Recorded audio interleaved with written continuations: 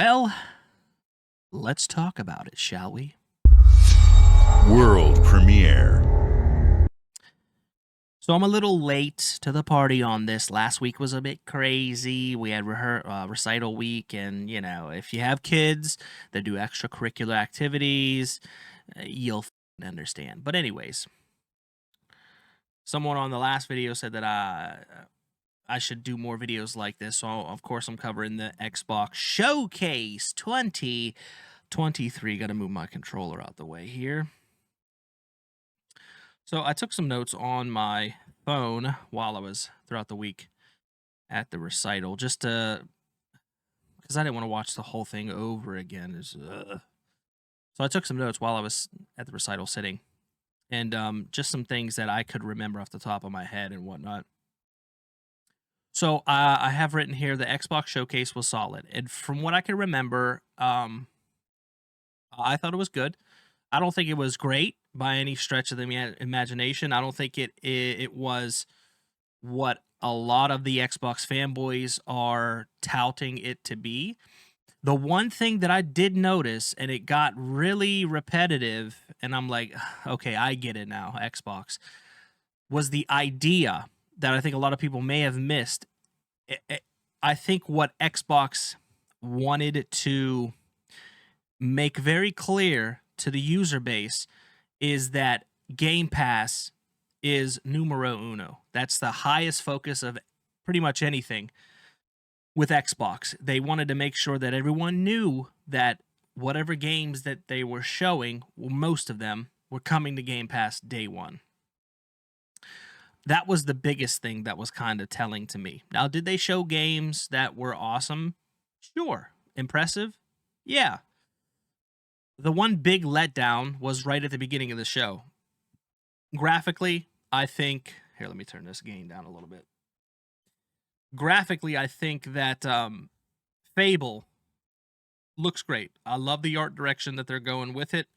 I did get a bit of a Jack and the Beanstalk vibe from it, but I'm not trying to write it off. I love Fable, so I'm not writing this new rendition of it off just because I got that feeling.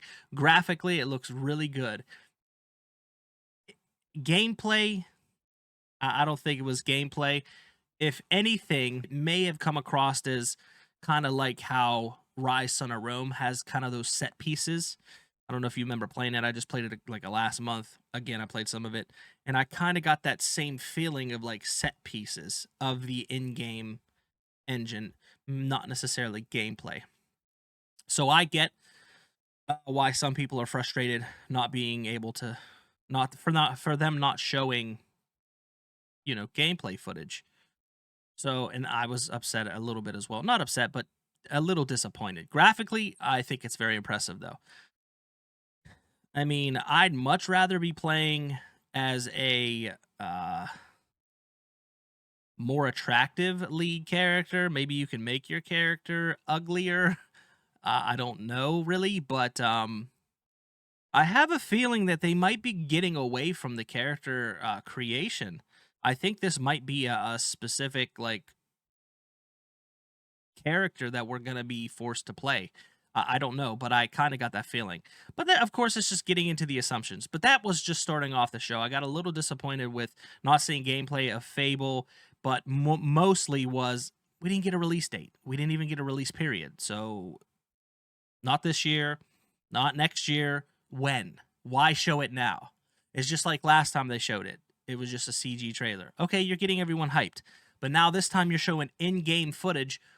Where's the release period? Even if it's next year sometime. Like, right off the bat right there, I was like, oh, I hope the show is not like that. And unfortunately, it was pretty much a lot of them with the release periods.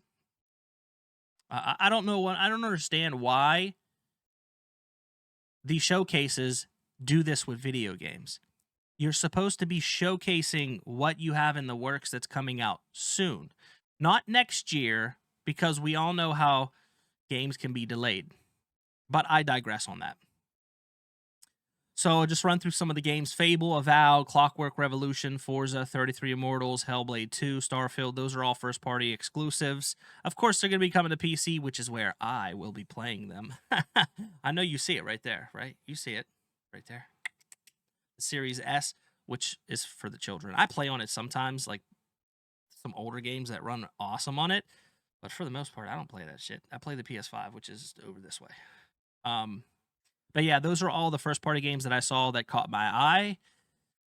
I see a lot of people disappointed with Avowed. They're like it's a graphical degradation, and I have to scratch my head and ask, from what? Where are you people getting this graphical degradation from when the only thing we saw prior to this was a CGI trailer, which we all knew was CGI trailer. Of course, the CGI trailer is going to look way better than what the actual game is going to look like. I mean, I don't understand. Maybe the art style, they may have gotten a little cartoonier or more cartoonish with the art style, but a graphic degradation from where is what I'm asking. I think aside from Starfield, I'm not even going to touch on that right now. But out of the first party games, the one that I got, I think, the most excited about, not even excited, but more interested about, was the Clockwork Revolution game.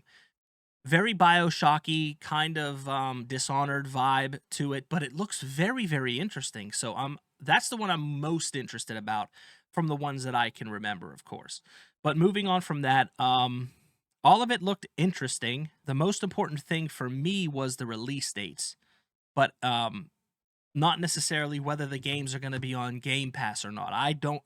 We all have an understanding that there's a great chance that a lot of these games that Xbox, if not all of them, that they're going to show, at least the ones that are on first party, they're going to be on Game Pass. I mean, you're not going to put Starfield on there and nothing else. You know what I mean? None of your other first party games that are coming out. We have the understanding that the first party games are coming to Game Pass. So I'm not really concerned about that while I was watching it. I'm more concerned about the release dates and the release periods, which there was a lot of 2024, man. I'm not going to lie. And then there was a few that was nothing. Like the Clockwork Revolution was in due time. I get the pun, I get that, but like that was a lot of gameplay in engine that we saw. So can we get a release period, even if it's next year? Just say 2024.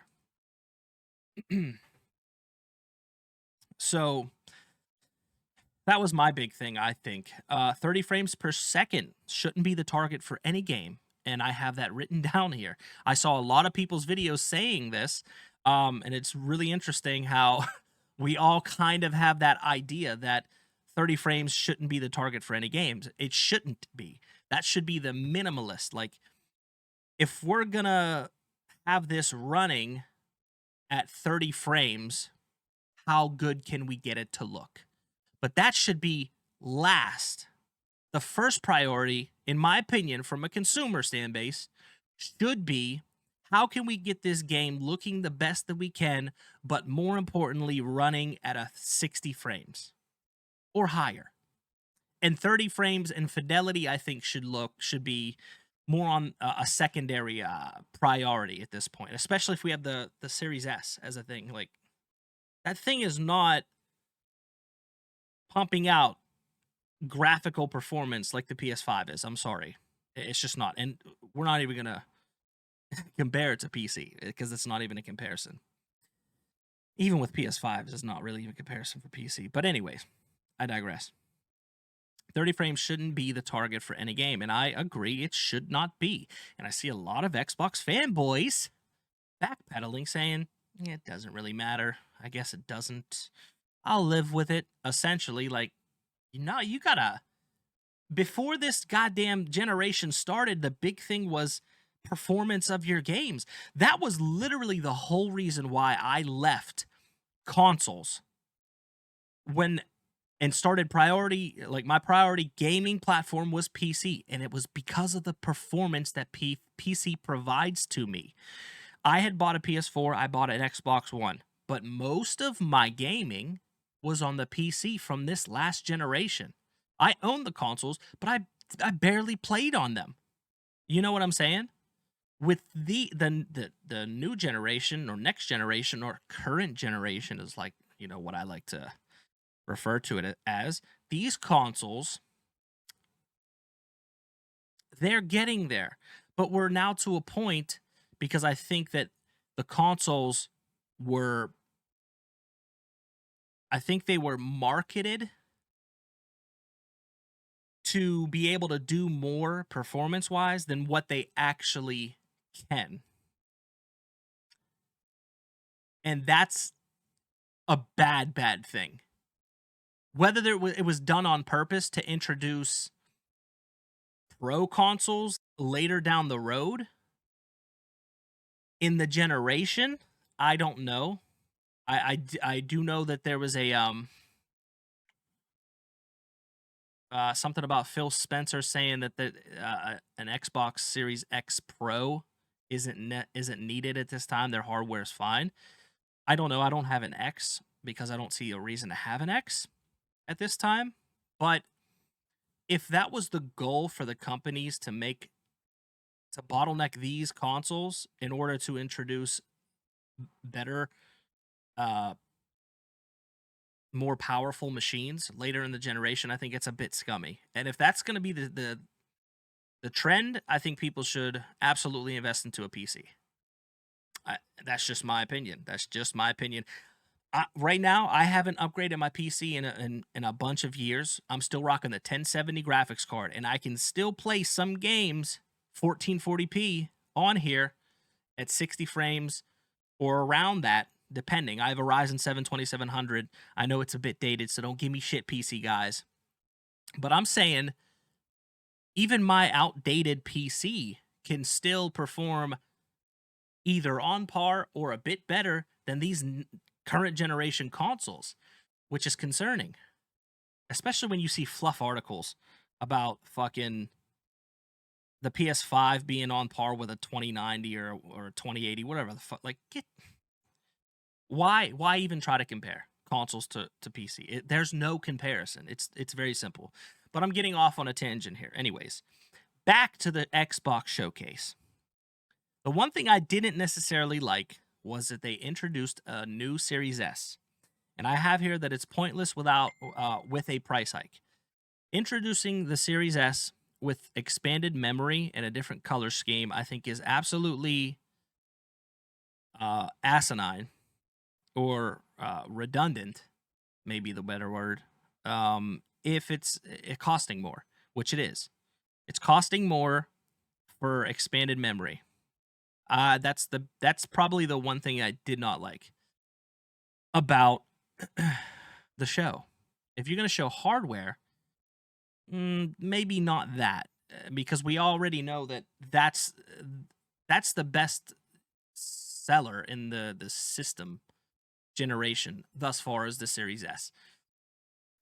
So I don't know. Maybe that's why they were doing it, for people who want a black console and expanded memory. But for the price hike, I don't think that. I look at that like, okay, Xbox, it's a little. I don't necessarily like that. Moving on from that, I think the showcase was decent. It was good for Xbox, but this is what's expected of them. Just like this is what's expected of every, video game console producer. Like, this is the type of stuff that's minimum expected of you.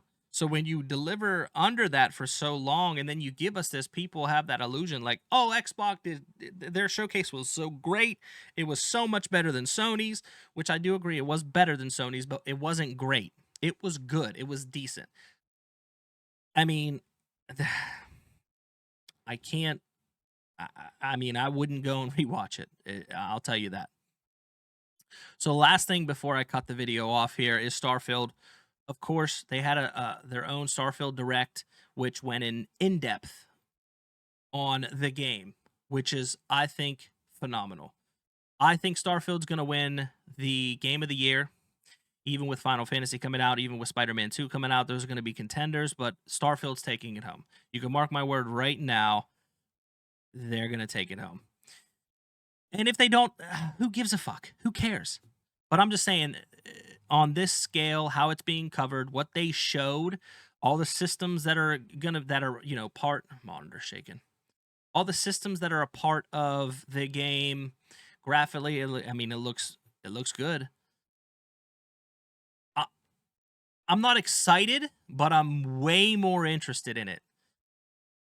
I wasn't excited about it. I was just like, okay, it's cool. It looks pretty cool. With this showcase, I was like, I'm very interested now. I'll probably play it on Game Pass on the PC if I don't outright buy it. But I think more importantly, I think more AAA games that are big like this need to do in-depth guides or in-depth coverage on their games like this. Maybe not necessarily go in as long and cover your game and give up, all the content of the game, because why then play the game? But if it's a big game, something similar to this, maybe go in 20 minutes and do a deep dive on your game before it comes out. Because I can tell you this, as much as there are people already excited for the game, that just put them over. And the people that they had maybe some reservations or some high expectations, that convinced them to buy the game. I can guarantee you that. So this is for everyone, not just Microsoft. This is for every game company. My advice would be to do this kind of deep dive on your AAA game if you're trying to sell units, because this convinced a lot of people to go ahead and buy, into the game that maybe necessarily wasn't going to in the first place. So that's just my advice. Who the fuck am I though? Let me see if I have anything else on here. I do have another topic, but I'm not gonna cover it here. I think I'm gonna cover it in a different video. I think it's a pretty interesting topic too. But yeah, I don't want it to be too long. So that's the video. Down below, do all the things. Follow me on the socials. All that. It's been your boy. It's been real, and I am out. Later. Let me know down in the comment what you guys thought.